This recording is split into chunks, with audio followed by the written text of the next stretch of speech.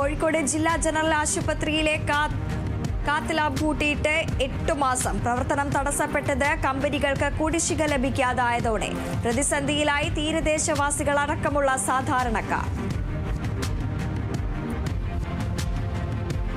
വയനാട് കൽപ്പറ്റയിൽ തെരുവ് നായ ശല്യം രൂക്ഷമാവുമ്പോഴും നടപടിയില്ലാതെ അധികൃതർ.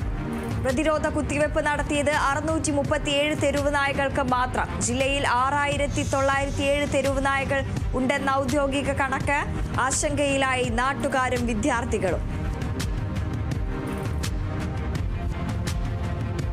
വയനാട് കമ്പളക്കാട് നിരവധി സാമ്പത്തിക തട്ടിപ്പ് കേസിലെ പ്രതി പിടിയിൽ. കണ്ണൂർ സ്വദേശി MV വിജേഷിനെ പിടികൂടിയത് കൽപ്പറ്റ DYSPയുടെ നേതൃത്വത്തിലുള്ള സംഘം.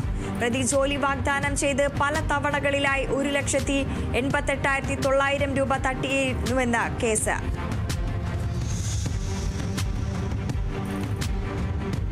കോഴിക്കോട് സ്കൂൾ വിദ്യാർത്ഥിയോട് ലൈംഗികാതിക്രമം നടത്തിയ കേസിൽ വയോധികൻ അറസ്റ്റിൽ.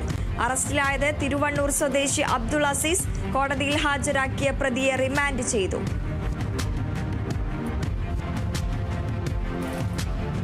തിരുവനന്തപുരം കാട്ടാക്കടയിൽ പ്രായപൂർത്തിയാകാത്ത പട്ടികജാതി പെൺകുട്ടിയെ ലൈംഗികമായി ഉപദ്രവിക്കുകയും നഗ്നതാ പ്രദർശനം നടത്തുകയും ചെയ്ത കേസിൽ ഓട്ടോ ഡ്രൈവർക്ക് 8.5 വർഷം കഠിന തടവും 30,000 രൂപ പിഴയും ശിക്ഷ. കാട്ടാക്കട അതിവേഗ കോടതി ശിക്ഷിച്ചത് കള്ളിക്കോട് സ്വദേശി മേരി ദാസിനെ. കാസർഗോഡ് കാഞ്ഞങ്ങാട് കാറിൽ കടത്തുകയായിരുന്ന 50 ഗ്രാം MDMA-യുമായി 3 പേർ അറസ്റ്റിൽ. അറസ്റ്റിലായത് അബ്ദുൾ ഹക്കീം, അഹ്ദുൾ റഷീദ്, അബ്ദുറഹിമാൻ എന്നിവർ. കടന്നു കളഞ്ഞ ഒരാൾക്കായി അന്വേഷണം വ്യാപകം.